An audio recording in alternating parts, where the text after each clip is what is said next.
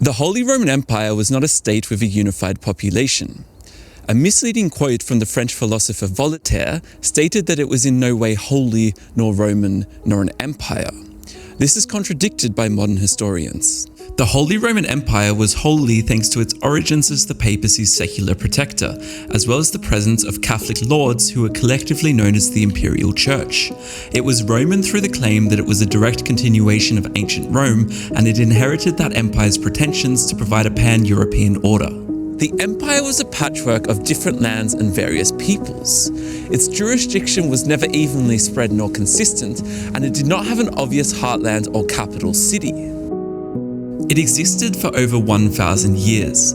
Over time, the empire expanded from where France is today, and by the High Middle Ages, it had contracted into what is now today Germany, southern Denmark, Belgium, the Netherlands, Luxembourg, Switzerland, Austria, northern Italy, Slovenia, eastern Poland, and the Czech Republic.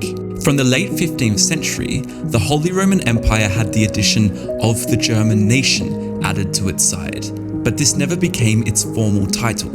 There was no written constitution nor imperial citizenship. An imperial people never crystallized. Its identity, political culture, and institutions developed over the centuries out of an unwritten feudal system based on personal relationships full of religious ceremony and ritual. Princes ruled directly over their subjects within their respective territory and had only an indirect relationship with the empire. The emperor himself was the head of the balance of political power, interlinking these territories. He could not simply impose his will without reaching a consensus within the structures of the feudal society. As an elective monarchy, the emperor relied on the electors to choose who would rule. These electors therefore enjoyed immense power within the empire. Within this feudal system, ruling families also collected and ruled over territory outside of the Holy Roman Empire. For example, many of the Habsburg emperors were also kings of Hungary. The Hohenzollerns ruled over the Duchy of Prussia, and the Hanoverians even became the kings of Britain, all while still maintaining their territory and status within the Holy Roman Empire. The German socialist Max Weber, writing in 1919, claimed that a state is defined by the monopoly of the legitimate use of physical force. Military authority in the empire was not centralized underneath a single body and therefore never gained a monopoly. Instead, the empire's individual princes and the emperor himself formed their own individual armies. As we will see, the Holy Roman Empire never created a centralized system that resembles our idea of a modern state. Nearing the end of the 8th century, Charlemagne, the king of the Franks, had defeated the Lombards, becoming their king. He subdued the German, Saxon, and Bavarian tribes, turning them into Frankish vassals. A major victory over the nomadic Avar tribe, who had control over what is now Hungary and were raiding into German lands, meant that most of Europe now answered to a Christian king. The Frankish kingdom, led by Charlemagne, was a great power. In Byzantium, the Eastern Roman Empire was still at large, and leading into the year 800 AD, the seat of the throne was contested. A woman, Irene of Athens, had taken power. Many did not see her rule as legitimate, including the Pope. Pope Leo III used the claim that the Roman title was vacant due to the succession crisis taking place in the Eastern Roman Empire to strategically crown the powerful Frankish king Charlemagne as Roman emperor on Christmas Day of 800 AD. By bestowing God's will, the Pope had made Charlemagne the defender of Christendom. While in doing so, the Pope had placed himself in a strong position by flexing the ability to bestow such power. The imperial element given to Charlemagne cannot be understated. He gained the aura of a Roman emperor. To those who believed in the ideals of the empire, the imperial title was not a new creation, but rather a continuation of the ancient Roman title being passed back from the east to the west. On the 10th of August in the year 843, a succession dispute ended with the Treaty of Verdun. The empire was split into 3 western, central, and eastern kingdoms. The Western and Eastern kingdoms began to develop separate identities, and in the late 9th century, the Western kingdom fell out of the empire completely, its story from this point becoming a part of French history. At this time, the empire was running on personal oaths and rituals rather than formal institutions. The ceremonious ways, grants of privileges, and the crowning of kings took place were purposeful to establish place and rank in a world before written contracts. The relationship between the emperor and papacy is best expressed through the two swords metaphor. The papacy wielded the sword of spiritual authority, responsible for the salvation of Christian hearts, while the emperor wielded the sword of power, responsible to provide the right worldly conditions here on earth for the church to do said salvation. The two swords wielded by the Pope and Emperor were intrinsically tied together. The shared power would lead to many conflicts between them, but neither side would ever fully disarm the other. In the beginning, only the Pope could crown an emperor, but it was not required to govern the empire. The empire indeed experienced a number of decades with no emperor at all, but it had an almost unbroken line of ruling kings. Multiple kingdoms existed within the Holy Roman Empire, but a trend was asserted that the German king was destined for the imperial crown of the Romans. From the 11th century, the king of the Germans was also automatically the king of Italy and Burgundy. And from 1110 AD, the title King of the Romans was added alongside the crown to further glue the German crown with the imperial idea. What made the German crown worthy of a Roman title was the immense land and power that came with it. A German king was to be crowned in Aachen, and this was seen as the first step towards becoming Holy Roman Emperor. In order to become emperor until the year 1530, a coronation by the Pope was required. The Investiture Dispute was a power struggle between the emperor and the Pope over who had the right to choose the clergy. In the Holy Roman Empire, archbishops, bishops, and abbots could also rule as lords over their territory. Their selection, therefore, was of great importance.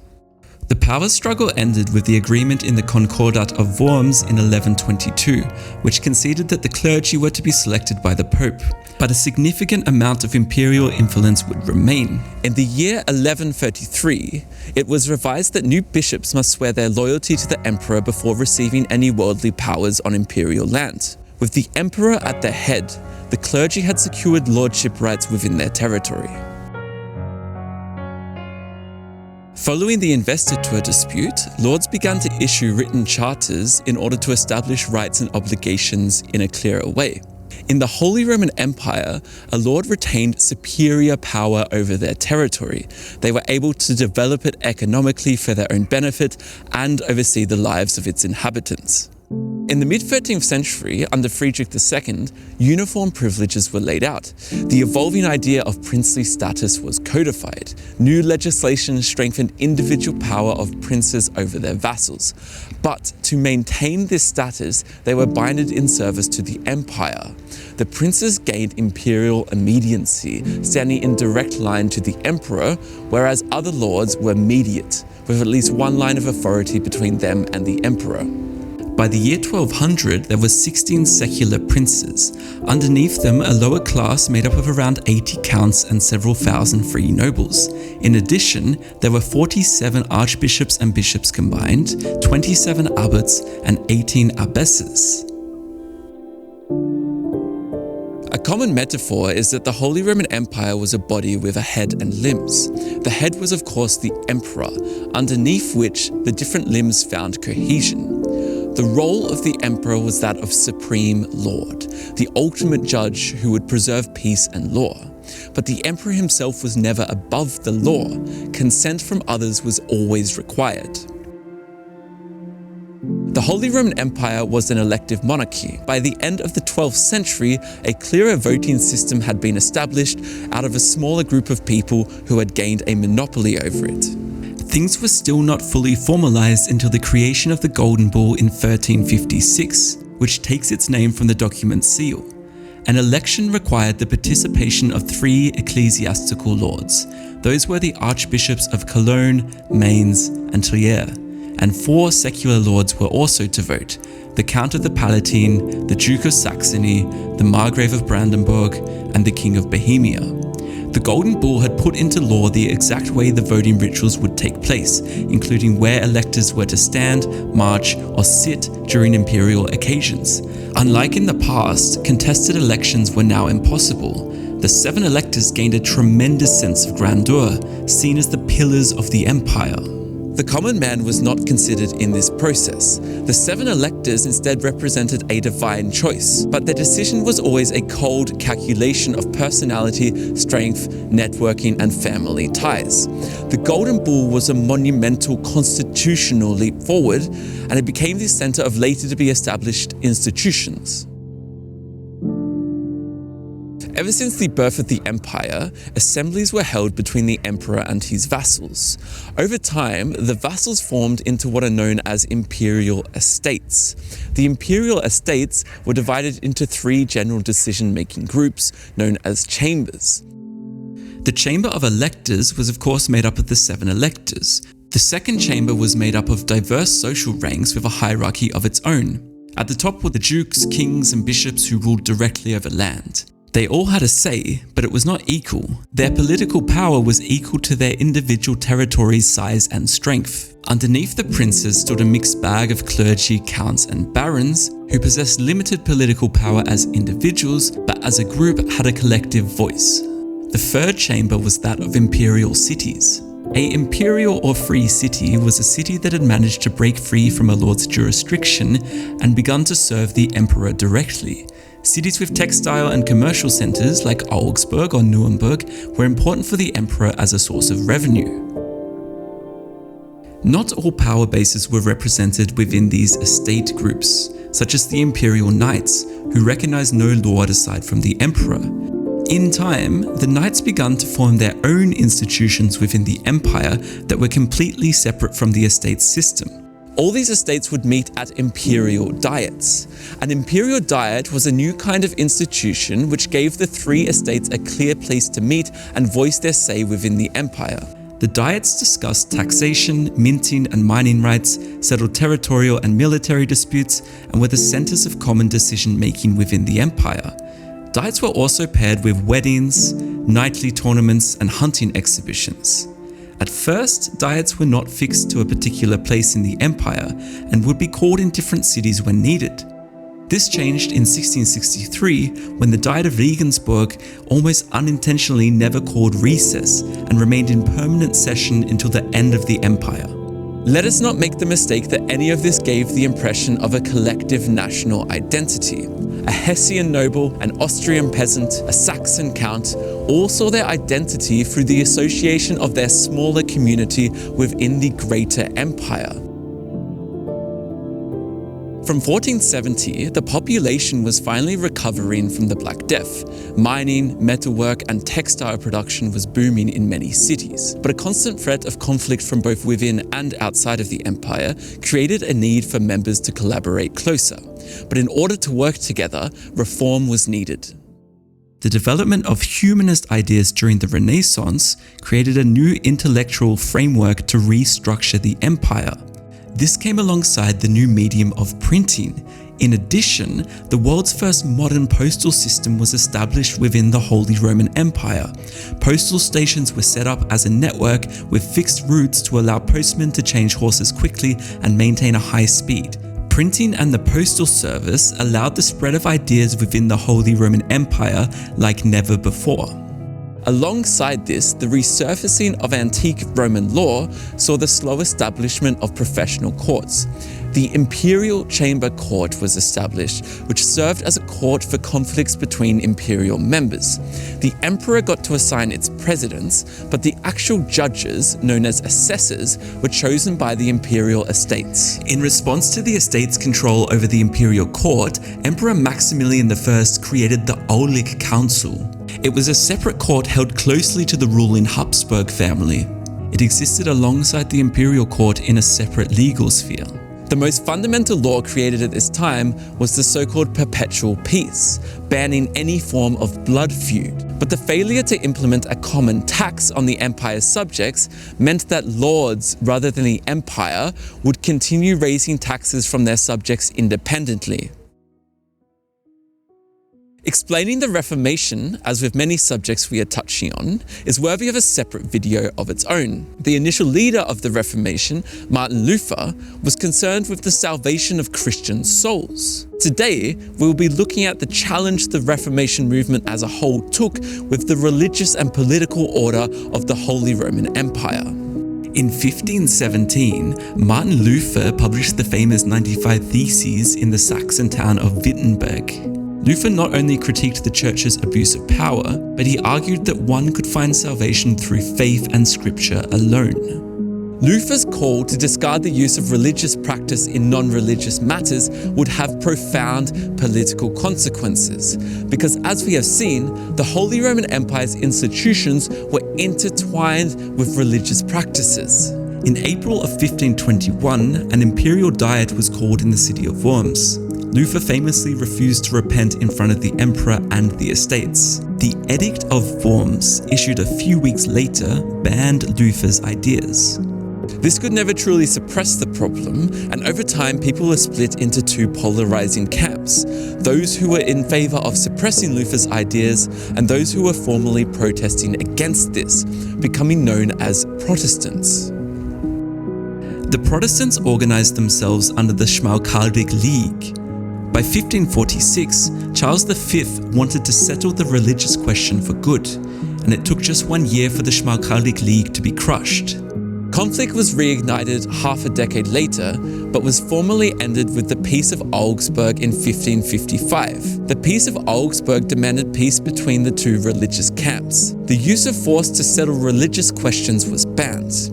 Rulers were now allowed to establish an official confession to their realm, either Lutheranism or Roman Catholicism. Some details in the Peace of Augsburg would later come to cause serious issues. The Protestants were far from a unified group and were splitting into a number of separate camps, such as the Calvinist movement that pushed Luther's ideas further. The Peace of Augsburg did not recognize Calvinism as an official confession. It was nevertheless a major moment in the constitutional history of the Holy Roman Empire. Peaceful decades of coexistence within the empire followed, but from around 1575, power began to tip in favor of the Catholics. Many Catholic princes began to force Catholicism back onto their Protestant subjects. The confessional divide began to influence day-to-day life in every aspect. Most notably, and ridiculously, the Protestants refused to take on the scientifically accurate calendar reforms of Pope Gregory VIII, as it was popish and a threat to the Protestant soul. As a result, Protestants and Catholics within the empire used two separate dating systems all the way until the end of the 17th century. In 1608, with pressure growing, the Protestant Union was founded. It was a coalition of various Protestant princes throughout the empire who sought to consolidate power together. To counter this, Duke Maximilian of Bavaria founded the Catholic League. Within the growing tensions, more Protestants rallied behind the Protestant Union, creating a combustible atmosphere. The confessional battleground was set. The most brutal war in the empire's history was about to begin.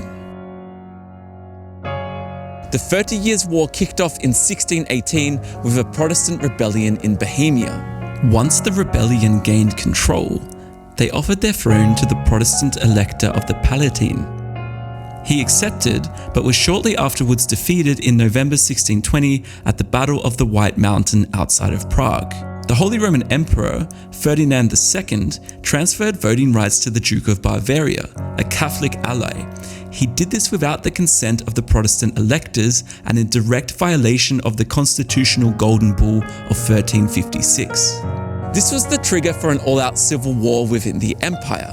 At first, mainly Catholics pitched themselves against the Protestants, but some dukes and powerful military commanders sought to pursue their own dynastic interests regardless of confession.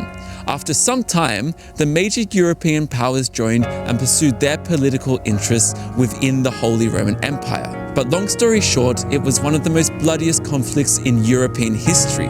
In some areas, up to 2/3 of the population were wiped out. After 30 long years, the Peace of Westphalia was struck in 1648. The Peace of Westphalia was the first peace summit in history to involve almost all European powers. Ceremonial configuration that could express rank and dignity of individuals on a scale such as this had never been done before, so it took some years before peace was officially declared. The Peace of Westphalia was both an international peace treaty and a constitutional rearrangement of the Holy Roman Empire.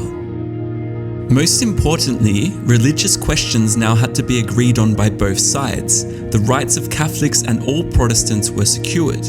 It also came with a large territorial exchange, including Switzerland's departure from the Holy Roman Empire, the Dutch Republic gaining independence, and the Alsace region ceding to France. The Peace of Westphalia did not make the issues between Protestants and Catholics go away. It did, however, embed these problems into the constitution in such a way that both sides were now forced to work peacefully together. After long wars against external enemies, the Habsburg Holy Roman Emperor Leopold I was able to expand his own personal dynastic territories southeast into the Balkans. Leopold turned his Habsburg court in Vienna to an attractive place for the imperial nobility to take up positions. The traditional imperial diets that were once full of ceremony slowly turned into bureaucratic organs. From 1663, the Diet of Regensburg would remain in permanent session. The Habsburger Leopold used his position as Holy Roman Emperor to promote the social status of favourable individuals to expand his own domestic influence. He was also receiving huge bundles of cash for his consent in such recognition. For example, he made Brunswick-Lüneburg an electorship in 1692. He supported the Elector of Saxony in becoming the King of Poland in 1697, and he crucially recognized Brandenburg-Prussia as a kingdom in 1701. In the meantime, the once all-powerful Chamber of Electors were losing their superior status within the empire.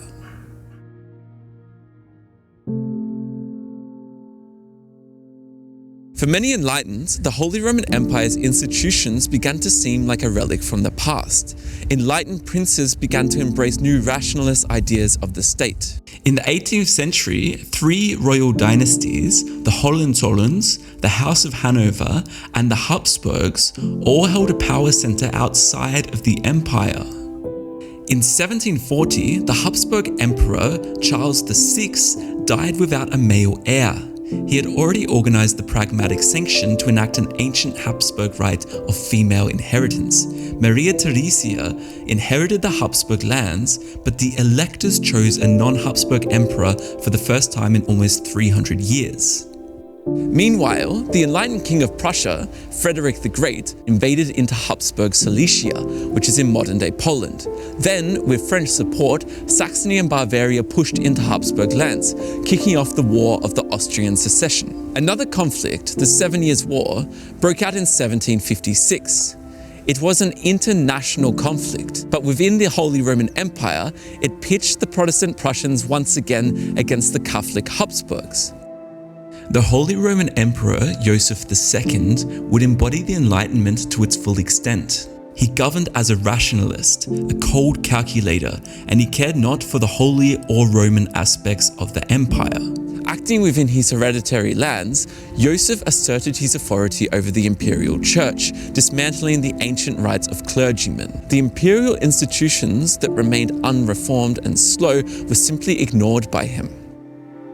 The French Revolutionary Wars began in 1792 with a French declaration of war against Austria. Prussia soon joined on Austria's side to pit itself against the revolutionary foe. In 1795, Prussia had made peace with France, and 2 years later, Austria was crushed by a defeat in Italy and forced to acknowledge the French annexation of the West Rhine. Austria's attempt to retake the initiative by joining the War of the Second Coalition led to another defeat in 1801. In an effort to counter Napoleon's adoption of the title Emperor, the last Holy Roman Emperor, Francis II, took on the title of Emperor of Austria, and he began to rule over his personal possessions as an emperor with the title Francis I. In 1805, Austria once again lost to the French. Napoleon now had complete control. On the 1st of August 1806, Napoleon called the Holy Roman Empire out as obsolete, and he gave the Emperor Francis II an ultimatum to abdicate. And so it was on the 6th of August 1806 that the last Holy Roman Emperor, Francis II, took to the balcony of the church behind me here in Vienna and announced to the crowd waiting in the courtyard that the Holy Roman Empire was no more. The empire was an ever-changing hierarchy of diverse members with a complex set of personal relationships and a political body based on religious tradition with an emperor acting as its head. But it was not a top-down centralized state and had no monopoly over the use of physical force. Different members often had conflicting interests and used the imperial institutions to either pursue their own goals or reach consensus with other members. While I've only just skimmed the surface of the Holy Roman Empire's history, I hope this served as a good introduction to the topic.